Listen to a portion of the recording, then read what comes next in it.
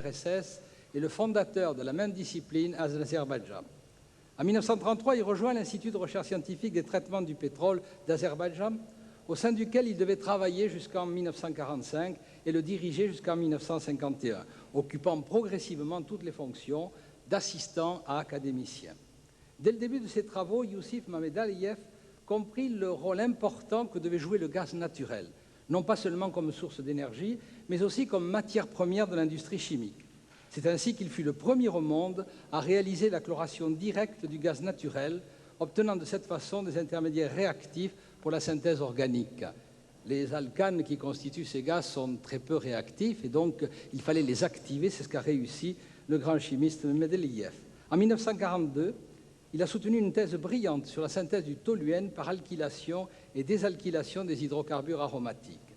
Ceci explique qu'à la même époque, il fut le premier au monde à monter sa propre production de toluène, matière première pour la production d'explosifs. En très peu de temps, il construisit une installation industrielle pour alimenter ainsi les armées en guerre, et cela grâce aux méthodes originales qu'il avait mises au point. Dans le domaine de l'énergie, il suggéra l'idée d'une utilisation progressive de l'hydrogène comme source alternative de carburant, résolut les problèmes posés par la fabrication de caoutchouc synthétique et les cocktails Molotov, largement utilisés pendant la Seconde Guerre mondiale.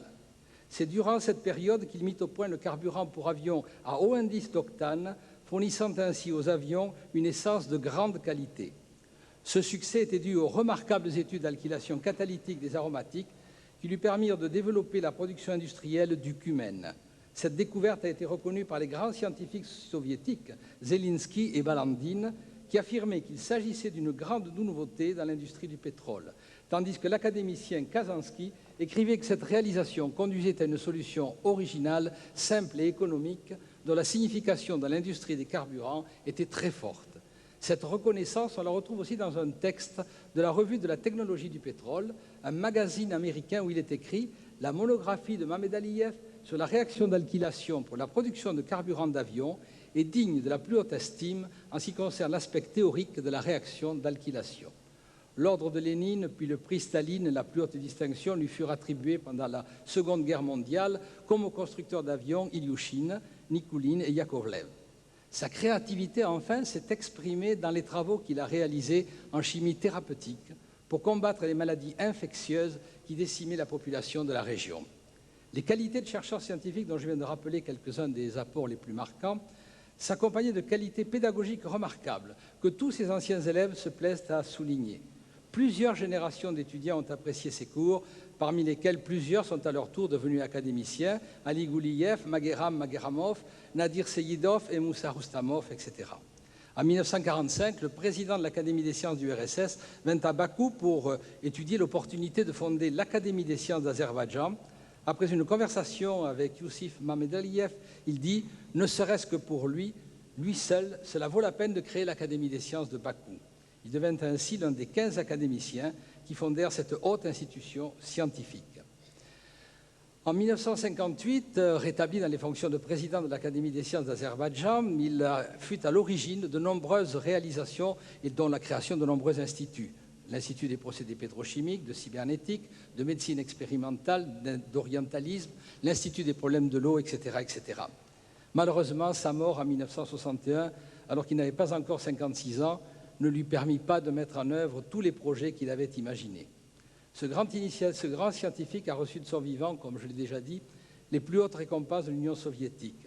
À l'initiative du président Haïdar Aliyev, un musée a été créé à Ordubad, un monument à sa mémoire a été érigé près du bâtiment de l'Académie des sciences, tandis que l'Institut de recherche scientifique des procédés pétrochimiques de l'Académie des sciences, l'Institut pédagogique Nachigvian, la filature de soie d'Ordubad et une rue de Bakou portent tous le nom de l'académicien Yousif Mamedaliev.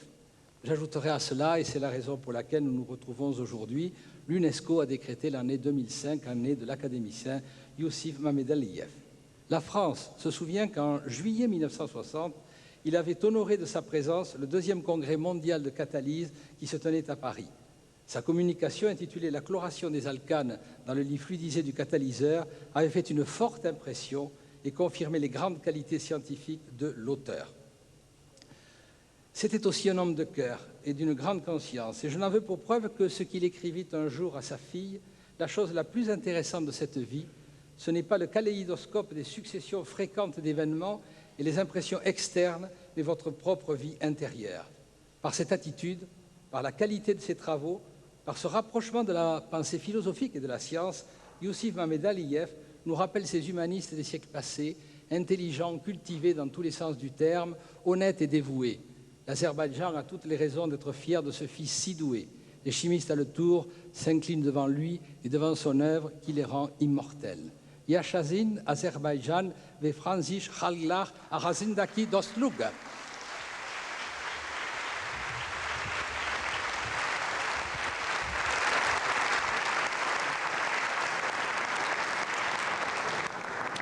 La parole est au président de l'Académie des sciences d'Azerbaïdjan, M.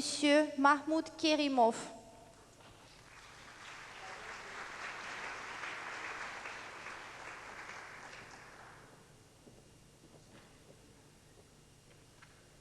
Əziz və hörmətli dostlar, xanımlar və cənablar.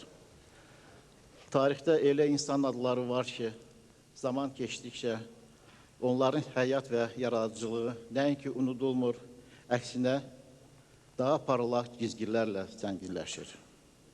Bu cür insanların cərgəsinə görkəmli Azərbaycan kimyaçı alimi, istedadlı elm təşkilatçısı, gözəl pedaqoq, böyük dövlət və ictimai xadim akademik Yousif Məmmədəliyev də aiddir. Artıq 40 ildir ki, Yousif Məmmədəliyev aramızda yoxdur. Və bugün biz ona müəyyən məsafədən baxmaq imkanı əldə etmişik. Bu məsafədən təkcə alim böyüklüyü deyil, həm də böyük qəlb və cazibə gücünə malik olan insan böyüklüyü daha aydın görünür. O, özünə və başqalarına qarşı tələbkar olmaqla həm də çox xeyirxah və ədalətli idi. Həmkarlarının və dostlarının, çoxsaylı tələbələrinin, onunla işləyən və ünsiyyətdə olan, onu görən və eşidənlərin həqiqi məhəbbətinin və səmimi hörmətinin köklərini məhz burada axtarmaq lazımdır. Yousif Məmmədəliyev 1905-ci ildə Azərbaycanın kiçik şəhərlərindən olan Ordubadda anadan olmuşdur. 16 yaşında məktəbi bitirdikdən sonra o doğma şəhərində müəllimlik etməyə başlamışdır və 1929-cu ildə Moskva Dövlət Universitetinin Kimya Fakültəsinə daxil olan Yousif Məmmədəliyev Rusiya Kimya elminin patriarxı akademik Nikolay Dmitrievich Zelenskinin tələbəsi olur. Buradakı məşhur laboratoriyadan Məmmədəliyevin böyük elmə ilk addımları başlayır. Tezliklə təbii qazın xlorlaşdırılması metodları üzrə aparılmış bir sıra tədqiqatlarına görə Moskva Dövlət Universitetinin Elmi Şurası Yousif Məmmədəliyevə elmlər namizədi elmi dərəcəsini verdi. 1942-ci ildə müdafiə etdiyi doktorluq dissertasiyası toluolun sintezinə həsr edilmişdir. Dəhşətli müharibə illərində ərsəyə gətirilmiş bu işin əhəmiyyəti olduqca böyükdür. Axı toluol, trinitro toluolun artilleriya mərmilərində, aviabombalarda, minalarda istifadə edilən partlayıcı maddənin, trotilin alınması üçün ilk maddədir. Yeri gəlmişkən, İkinci Dünya müharibəsi dövründə Molotov kokteyli adı ilə məşğul olan alışdırıcı maye Məmmədəliyevin rəhbərliyi ilə işlənilmiş və Bakının zavodunda istehsal olunurdu. 1945-ci ildə yüksək oktanlı aviasiya benzinin buraxılışını xeyli dərəcədə artırmağa imkan verən metodun işlənməsinə görə Yousif Məmmədəliyev SSR dövlət mükafatına layiq görüldü. Faşist Almaniyası üzərində qələbədə həll edici rol oynamış yüksək oktanlı təyyarə yanacağının əhəmiyyəti xüsusi qeyd olunmalıdır. Belə ki, hərbi əməliyyatlarda iştirak edən hər 10 təyyarədən 7-si yüksək oktanlı Bakı yanacağı ilə uçurdu. 1945-ci ildə Azərbaycan Elmlər Akademiyası təşkil edilərkən istedadlı alim onun təsisçilərindən biri kimi akademiyanın həqiqi üzvlərinin ilk tərkibinə daxil oldu. O, öz təşəbbüsü ilə təşkil etmiş Neft İnstitutuna başçılıq etməyə başladı. Burada neft kimyası üzrə geniş sahədə işlər görülürdü. Görkəmli alim neft və qaz xammalı bazasında Respublikada kimya sənayesini yaratmaq ideyasını yorulmadan təbliğ edirdi. Yusif Məmmədəliyevin əsərləri ölkə və xarici elmi jurnallarda çap edilir və bütün dünyada böyük nüfuz qazanırdı. Təsadüfi deyil ki, 1946-cı ildə məhz o, Elmi Texniki Şuraya başçılıq edərək SSR Neft Sənayesi Nazirliyinin texniki siyasətini idarə etməyə başladı. 1947-ci ilin sentyabrında Yusif Məmmədəliyev Azərbaycan Elmlər Akademiyasının prezidenti seçildi. Bu vəzifədə onun rəhbərlik istedadı, tükənməz enerjisi və elm təşkilatçısının geniş miqyaslı təfəkkürü xüsusilə parlaq şəkildə təzahür etdi. O, akademik elmin bütün sahələrinin inkişafı, yüksək iqtisadlı elmi kadrların hazırlanması, elmin iqtisadiyyatın tələblərinə yaxınlaşdırılması üçün bir çox işlər gördü. Gözəl natik və müəllim olan Məmmədəliyev 1951-1954-cü illərdə Azərbaycan Dövlət Universitetinin rektoru olarkən tədris işinin keyfiyyətini yüksəltmək, dərslik və dərs vəsaitlərin nəşri üçün qüvvə və bacarığını əsirgəməmişdir. Onun təşəbbüsü ilə yeni kafedra və problem laboratoriyaları yaradılır. Universitetin elmi əsərlərinin sistematik nəşri təşkil olunur, yeni korpusun tikintisi başlanılır. 1958-ci ildə Yusif Məmmədəliyev yenidən Azərbaycan Elmlər Akademiyasının prezidenti seçilərkən, onun təşkilatçılıq qabiliyyəti nəticəsində akademiya çox şahəli elmi tədqiqat institutları şəbəkəsi və aparıcı elm mərkəzləri ilə çox sayılı əlaqələri olan əsl elm qərargahına çevrildi.